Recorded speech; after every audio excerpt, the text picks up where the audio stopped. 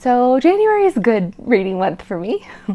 Lots of nice books in general that I really enjoyed. So that was a big win. I am on my fourth virus in 2 months.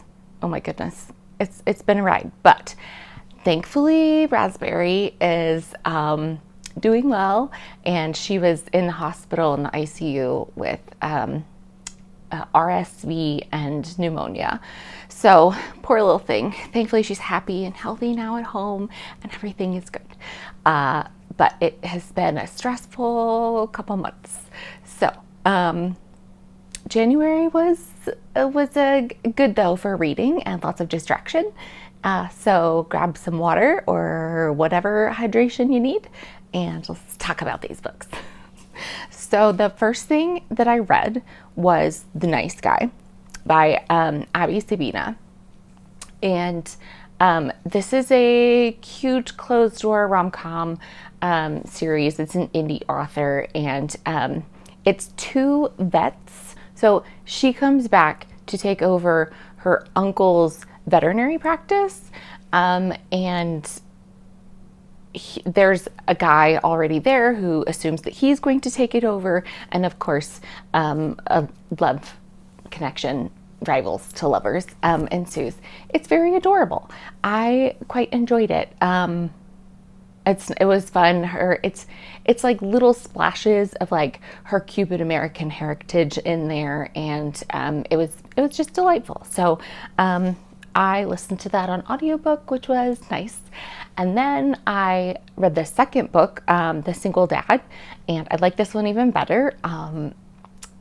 There's a rancher who's a single dad who has a little girl, and the sister of the main character, Guy, I think, in the first book.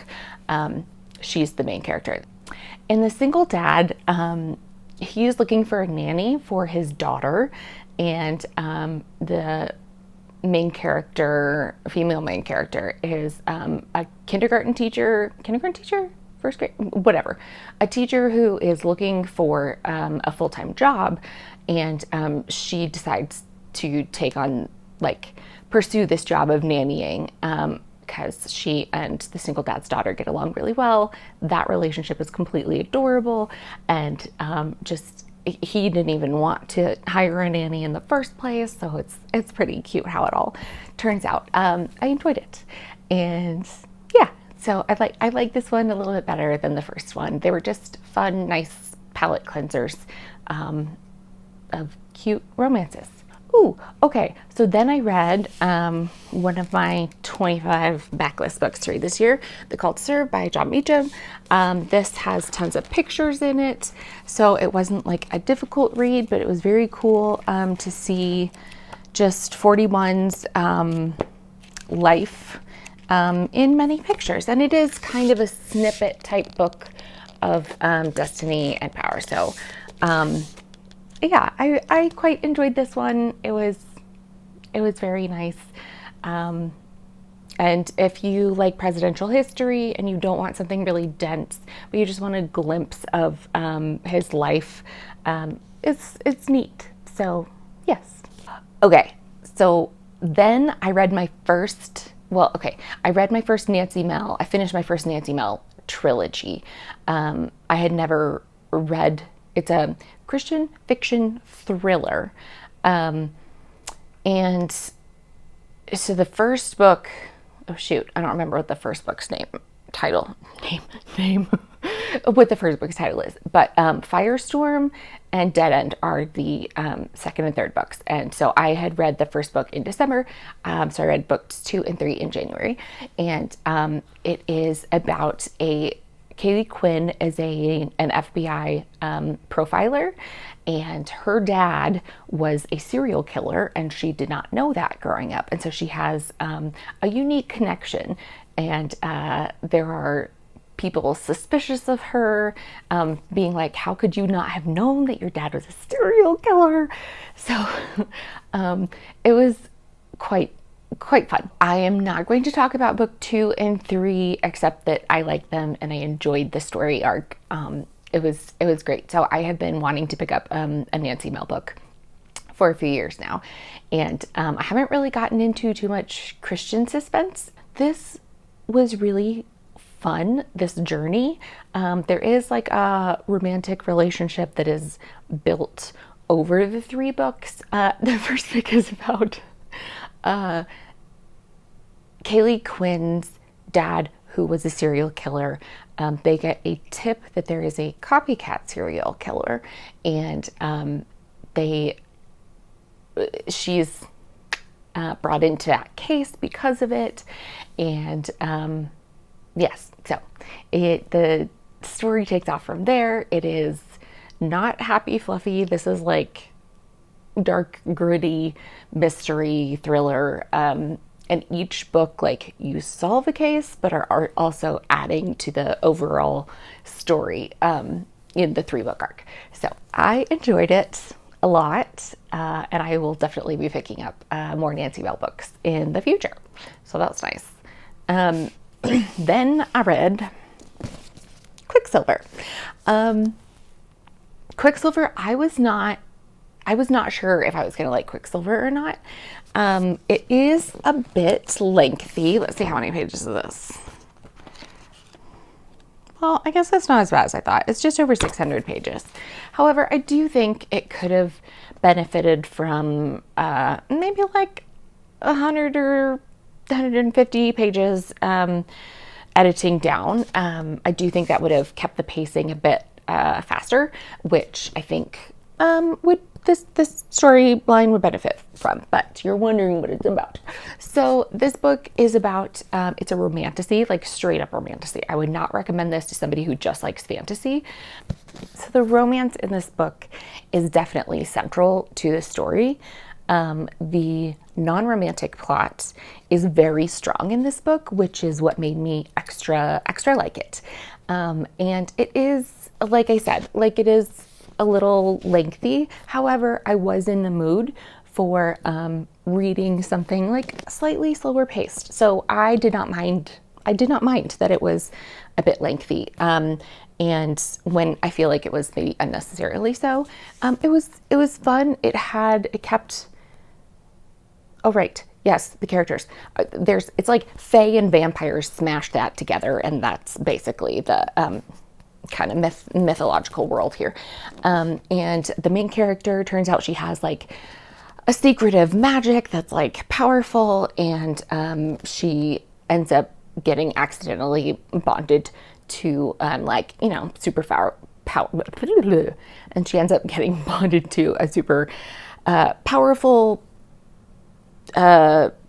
character, of course, and it's the romance between them, and I actually really liked it. It is open door romance. It's not cumbersome in that manner, but it is definitely romantasy, and it was a very fun ride. So I am looking forward to book 2, because the way this book ended, like, some things were predictable, some things came out of the blue, but it's just fun. And so I'm excited for book 2, because I think the plot can really take off from here. Yeah, because a lot of stuff did happen in this book, and so I get it. Romantasy can be very hit or miss for me in general. Like, I love romance and I love fantasy, and I do love them together, but certain series and certain books, it's not for me.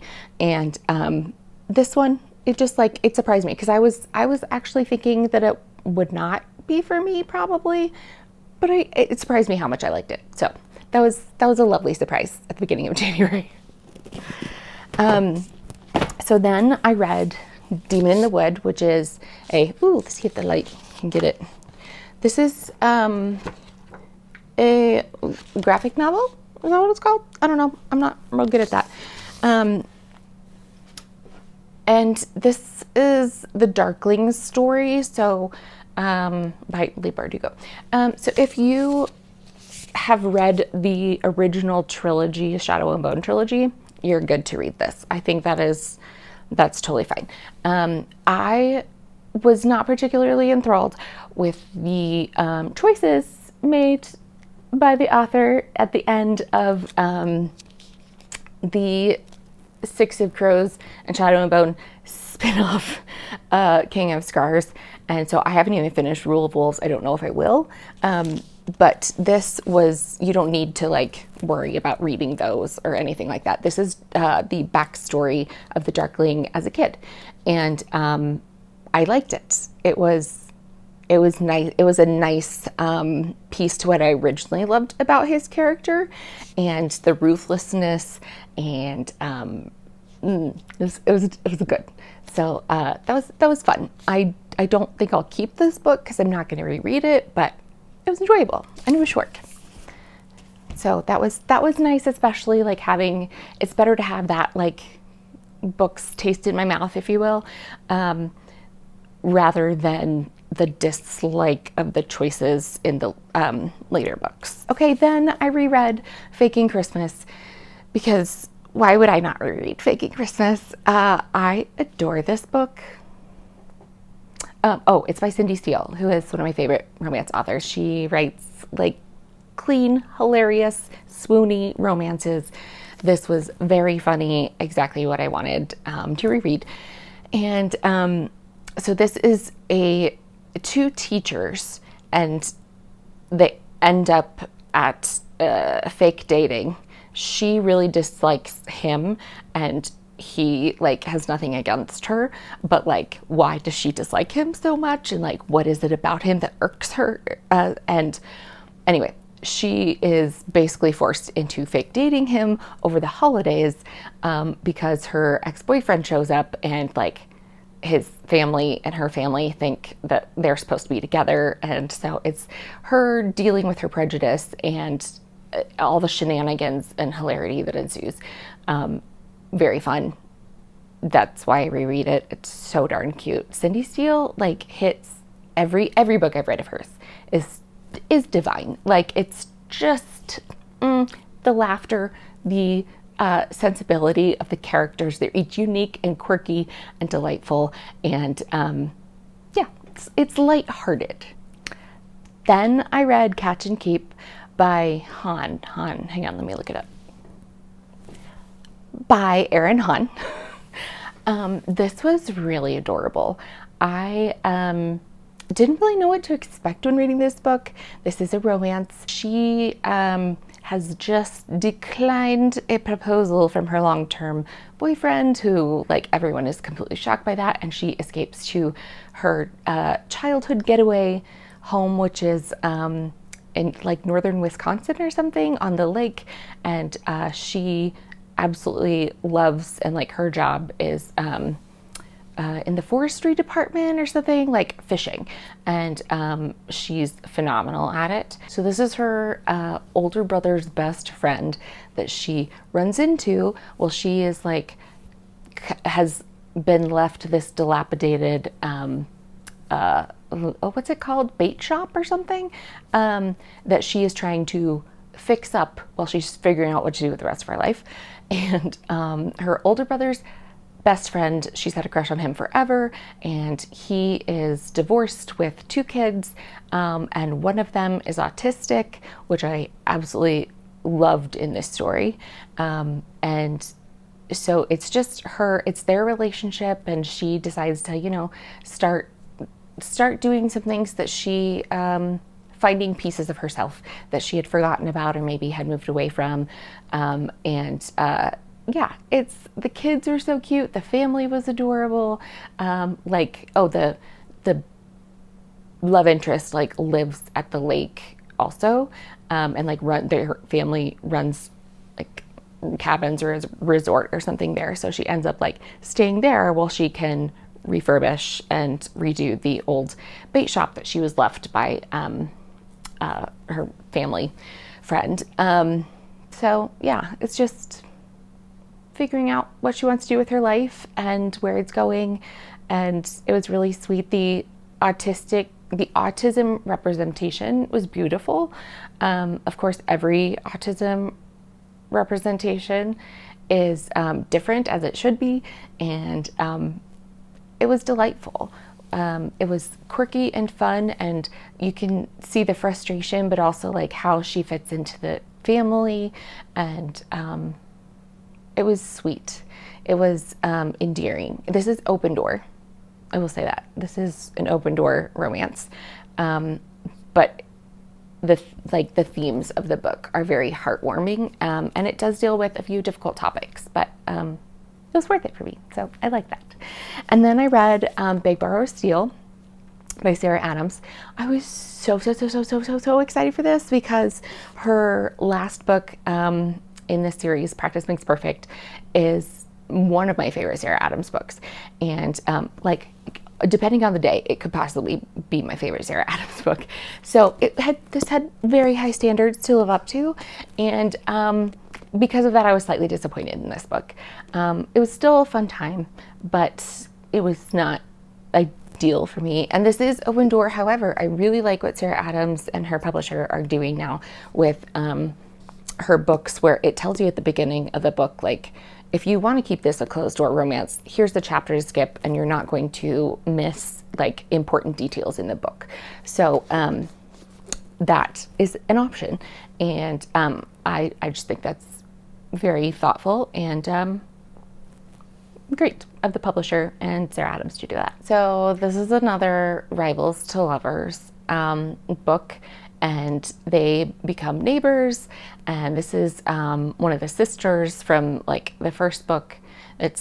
All the books in this series are siblings, and so this follows their teachers, these rivals, and so there were lots of fun moments and stuff. It just didn't hit like the high highs that I really loved so much about the previous book, but I know lots of people love this, so I would definitely still encourage reading this if you like her other books. Then I read Holiday Hostilities. Can't tell I've been like on a rom-com binge, by Katie Bailey. This is a hockey romance. It's the, I don't know, third in a series or something like that. This is another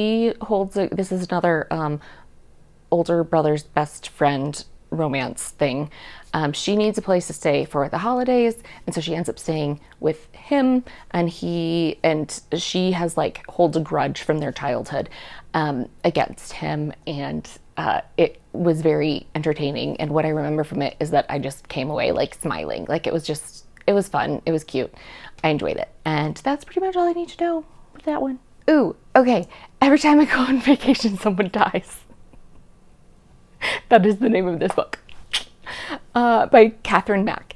Also, the audiobook is read by Elizabeth Evans, who does the Throne of Glass series and the Shardless series, and I love her narration. So that's actually how I found this book, but this was really entertaining. Every time I go on vacation and someone dies is about an author who was on a book tour in Italy, and she years ago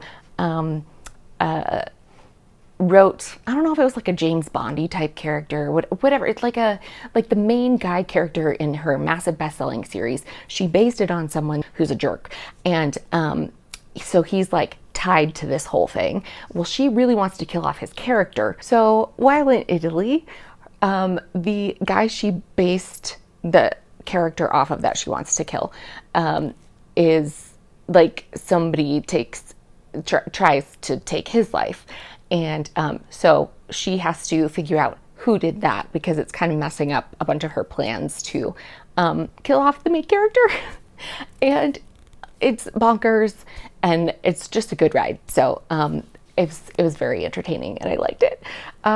So if you like mysteries and goofiness, it was very fun. This author in Italy trying to find a killer or potential killer, and it was just fun.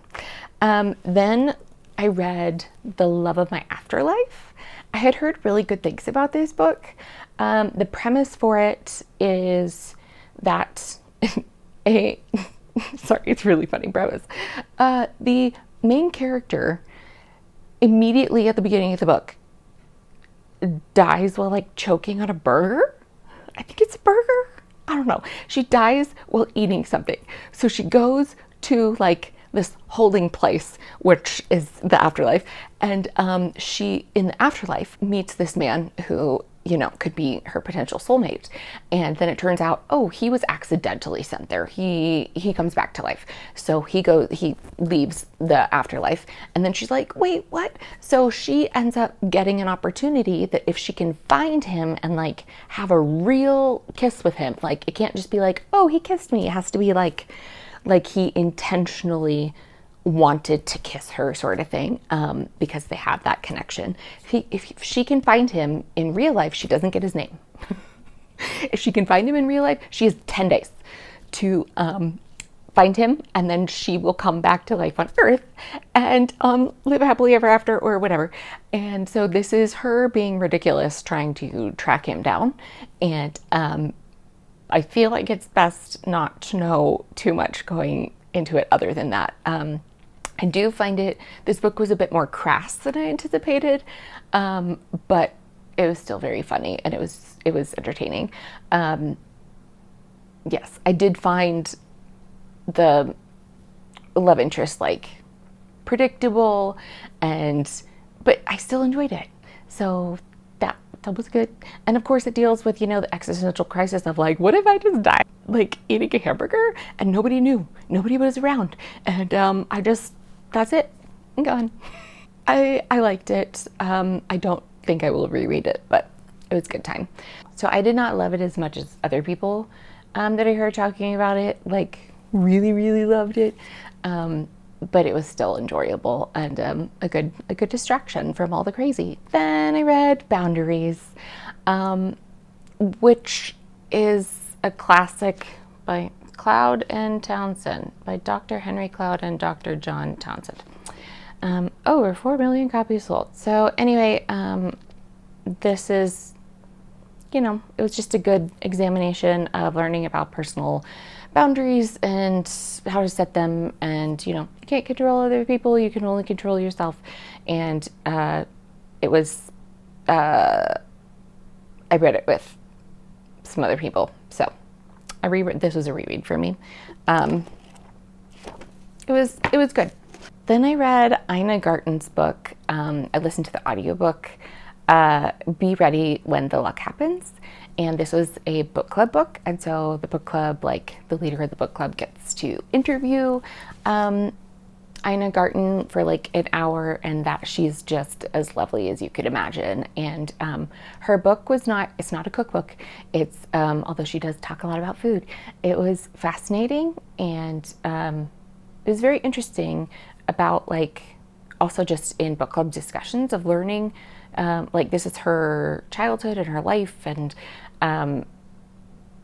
it was very interesting hearing different people's perspectives about what they connected to, and you know, and their difficulties of, oh, this happened and then that happened, but they aren't necessarily things that everyday people can relate to if you don't have an extra Paris home, you know.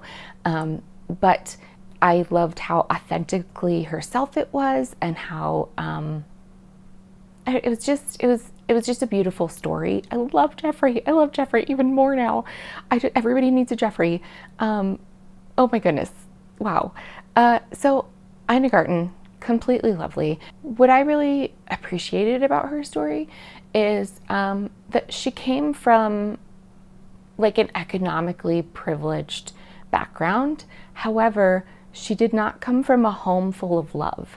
Like, you know, her parents were people that maybe shouldn't have had kids, like that sort of thing.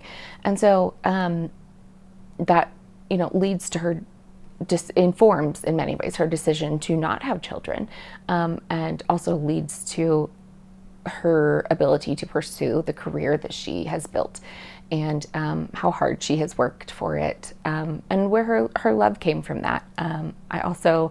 I found it hilarious just how much she hated working for the government. It just, every job that she had was fascinating to me in some regard. And even when she didn't have a job, and how she would throw things together. And yeah, I like the audiobook in particular because she narrates it, she reads it. So I would highly suggest going that route. Some people in the book club didn't like all the exclamation marks in the book because that's just how Ina Garten talks. And, like, how easy is that? Like, that sort of thing. And so people, I think, reading the tangible book could be a little, it could be a little off-putting to read that when it's like, wait, what? And they don't necessarily know, what she means or her voice in the same manner that you get in the audiobook, even if you aren't familiar with her. So that was a very interesting memoir. And it's like one of my favorite book club reads, honestly, which I didn't expect going into this. So yay. Okay, then I read X Marks the Spot, which is a YA treasure hunting, very entertaining, fun mystery. I would definitely recommend this to young adult readers, particularly teenagers. This was it takes place in Taiwan. Okay, so this girl thinks all of her grandparents, she has a single mom. She has been told her whole life that all of her grandparents are not alive, and she finds out that her grandfather just died and he has left her a treasure hunt. She needs the money that this treasure hunt could potentially provide for her. So she swallows her pride, and her personality, like her voice is so strong in this book, and I liked that. Like, I liked how somewhat unlikable she was. But it's an old boyfriend of hers that they don't get along now. He's in charge of the group that goes to Taiwan. And so she has to basically get in his good graces. And they end up going on a big adventure, and she ends up learning more about her family and on this big treasure hunt. And she's not really connected to her Taiwanese culture. And so that was very fun to discover pieces of Taiwan through that character. And their relationship was really adorable. It's a YA rivals to lovers, very sweet, but it's deals with real topics, but in a way that is fun and pretty fast paced to read. I got through this in one sitting, listened to the audiobook. It was good. So X Marks the Spot, that was fun. I would definitely recommend that one. Then I read Killers of a Certain Age. I enjoyed this one. This is one of my 25 backlist books to read this year, and Killers of a Certain Age, I enjoyed it. Spoiler, I enjoyed it. But yeah, no, I won't spoil the book. But this is 4 assassins, women in their 60s, find out that their employers are out to kill them and they need to stop it and figure out the reason why and all that sort of stuff. And I love how each of these characters would not pretty much be friends with each other if they were not in this group of assassins, and how they have to go off the books and just the shenanigans that ensue. Book 2 is coming out this year, or is out or something. I'm excited for that. I will be reading that. It's not the greatest mystery I've ever read, but it was certainly entertaining. I like that it's based on 60-year-old women, because we don't get a ton of that, and I know we're getting more of that in the market, and I'm thankful for that, because it's such a unique perspective, and it's enjoyable. So I enjoyed Killers of a Certain Age. Then I read Carved in Ebony by Jasmine L. Holmes, and this is a little book, but wow, this has so much information. When I read a Jasmine L. Holmes book, I am always in awe of the information that I receive that I don't know about, but just she packs so much in such a little book. It's less than 200 pages. And this is about American women, specifically in the Christian church, and their impacts, and a lot of people that you haven't heard of necessarily. And it's just, it was phenomenal for me. In many ways, it feels like an honor being able to read these women's stories. And it's very inspirational. So I would recommend any of her books, but definitely this one. Oof, okay, this one I had feels. I highly recommend this book, this series. This is The Tangled Tale of the Wool Gathering Castoff by Sharon J. Mondragon. I have a picture of my mom that I stare at while videotaping this.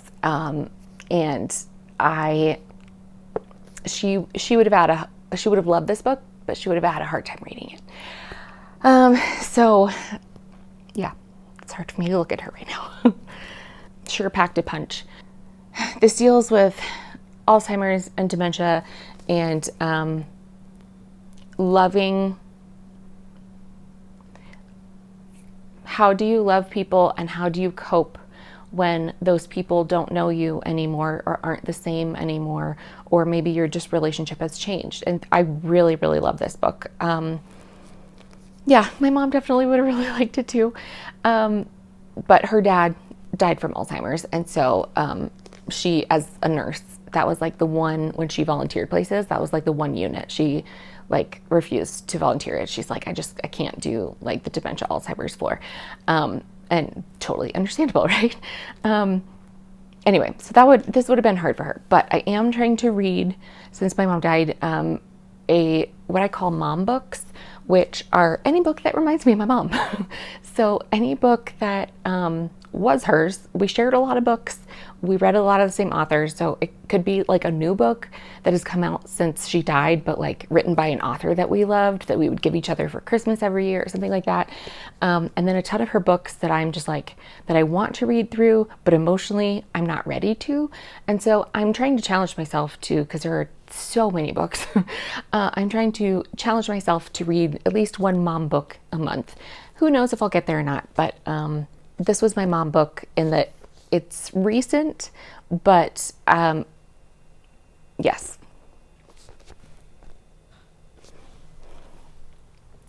Feelings are hard. Feelings are good, but hard.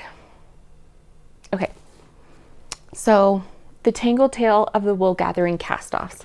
This, I love the community focus of this. One guy's story in particular I loved so much because his wife has Alzheimer's, doesn't recognize him, and he doesn't know how to deal with that, and has really just not taken care of himself, and he ends up getting roped into this community of knitters, and it helps him on this journey of grief. There is an active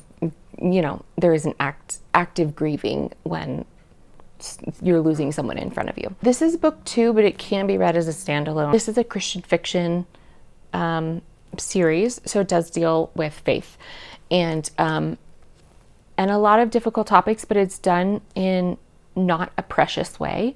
It is certainly written with care, but in like a realistic world application. And I very much enjoyed it. I will certainly reread this book. It has stayed with me, and I'm not going to say I'm looking forward to rereading it, but when I reread it, I know it will be because I need that reread. Yes, so this is a winner.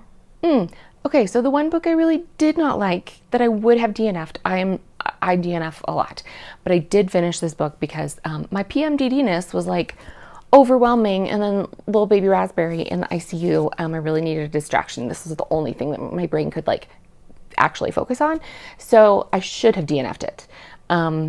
Thus, I wouldn't necessarily recommend it to people who like my taste in books. However, there were good things about it. So the only purple house in town. And I knew nothing about this. I thought it was a cozy fantasy going into it. It's a really cute idea. Basically, this woman who is like lost in her life, has nowhere to go. She inherits the only purple house on this street, and she decides to rent out the rooms, and so she kind of builds a community And I really, really love that found family aspect of the story.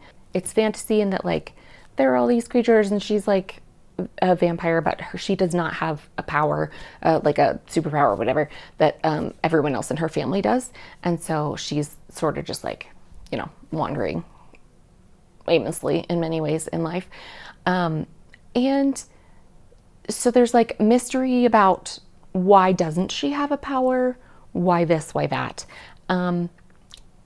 This is a romance, a romantic, cozy fantasy. However, this is where you lose a lot of people. The first few pages. The love interest is stalking her? Yeah. So the love interest is stalking her. However, he's supposed to be like stalking her in like a good-hearted way, which is okay, wrap your head around that. But you can tell that's what the author is like intending of like, oh, this is a girl he's had a crush on like since he was a child, and she moves back to her hometown, and therefore like he comes across her and, you know, whatever. But they didn't really know each other, but he's like been keeping tabs on her, and then he ends up stalking her, and he's very rich and he doesn't need a place to live, but he ends up he ends up renting a room from her because she thinks he needs it, and he does not correct her. And so like stalkery, that's not good. So if you get, I was like, okay, I can attempt to overlook this little thing because it's supposed to be like good-hearted.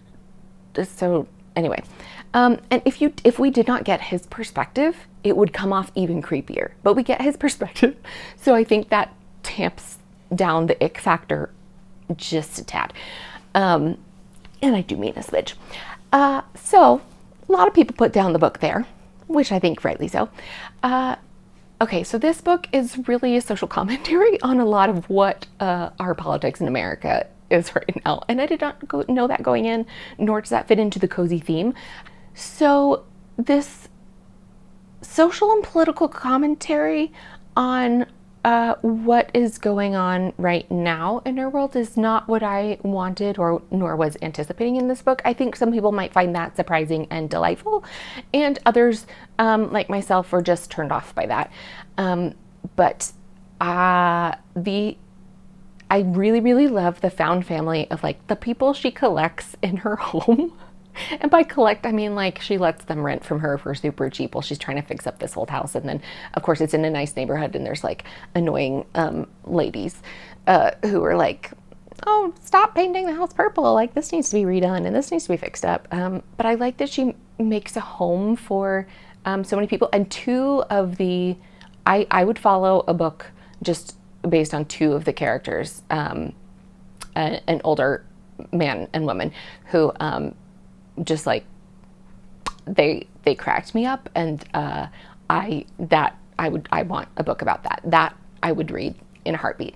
But all the other characters, it seemed very how do I say this? While I loved most of the characters, like the side characters that rented from the main character in this home, like it is a found family, and that is adorable. So while I loved the found family aspect of this, the LGBTQ representation in this book is so much, is like almost every character except like the main character is LGBTQ plus, and to the point that it feels like a forced subject matter. And yeah, it didn't feel natural with the characters. It felt like the author was just forcing every character to make a statement, and it felt weird. And so I was like, am I the only one who thinks this? And I went and looked up reviews on it, and a lot of people think that too, of like, no, this doesn't like set well with like the people who got past the stalker point, where then like it feels so forced, and that was unfortunate. Like it felt so forced to the point that at one point I genuinely thought her secret superpower that she was missing from like being a vampire was like giving a home to the LGBTQ community. But it's not. It's just like that's how unnatural it felt in the storyline. And then the end of the story was just a whirlwind of like, what just happened? It was like both I anticipated like the big reveal, but so many things happened like plot-wise at the end to wrap things up where I was just left like, what are you talking about? Why did you cram that into like 2 chapters? Like that could be an entire book on its own. And it just did not flow with the story. Everything felt like disjointed and like piecing things together with the story. So, how do I feel about it? Yeah, so this would have been indie enough for me if I was not in the mindset of like, I just needed anything that my brain could cling on to distract me. And this was the only thing that could do that at the moment. So yay, libraries. Thank you for letting me borrow this audiobook. Yeah, so the only purple house in town, I will say I loved the found family aspect. I loved the distinct personalities that a few of the characters in the house had and just how they interacted with each other. And you can definitely tell the passion with which the author was writing this story and really cared about it. So if that is something you're interested in, don't forget the love interest is a stalker. Bonkers. That was actually the last book that I read in January, but I did not want to leave on a bad note. So I read this book right before that one, and I needed to talk about one of my favorites from the month. I read The Girl Who Kept the Castle before, who is this by? Oh, Ryan Grounded. I did know that. However, I didn't process that. I forgot until just now. She wrote Invictus, which is one of my favorite YA sci-fis that has like time travel and it's super fun. Anyway, so she wrote this cozy fantasy. It's like a YA, so sweet, standalone. So the main character is this girl who is the daughter of the groundskeeper. They have a compost dragon. Like if you just, my heart, I was sold. I was sold when I found out there was a compost dragon. My favorite character. This girl is so smart and delightful. So while her groundskeeper father is away, the wizard, who is like kind of the king of the castle, the wizard dies and everybody's afraid to tell him that he died because he's now a ghost, because he will get really upset. And so she is chosen not by her, like she doesn't volunteer, she's voluntold to go inform the wizard that he is dead, and he does not take that well. And then he decides to throw a challenge, if you will, for other nobility to take over as the next wizard in his role, in charge of the castle.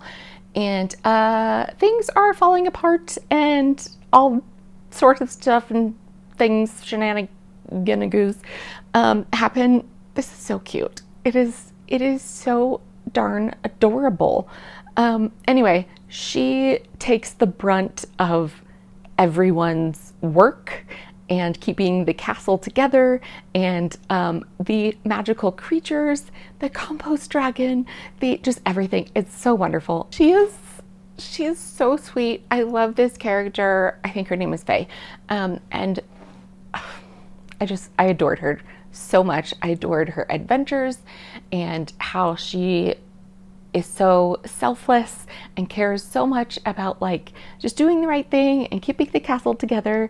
And it's so fun. So if you want a adorable, like truly adorable standalone cozy fantasy, this is it. And it's very like intelligent writing, super fun. So I would highly recommend it. It's standalone. The character is like middle grade, but like adults would totally enjoy this. So don't shy away from it for that reason.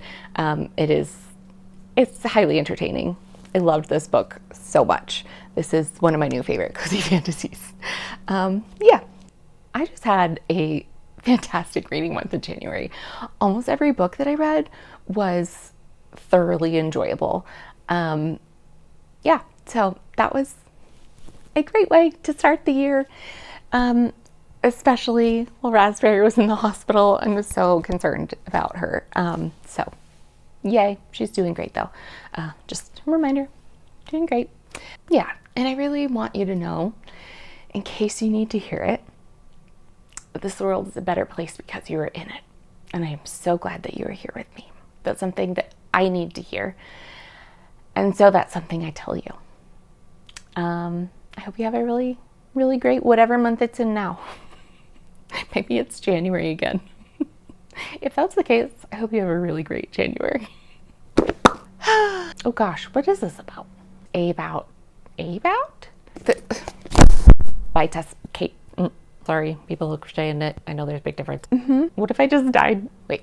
Cuz butt. Ooh.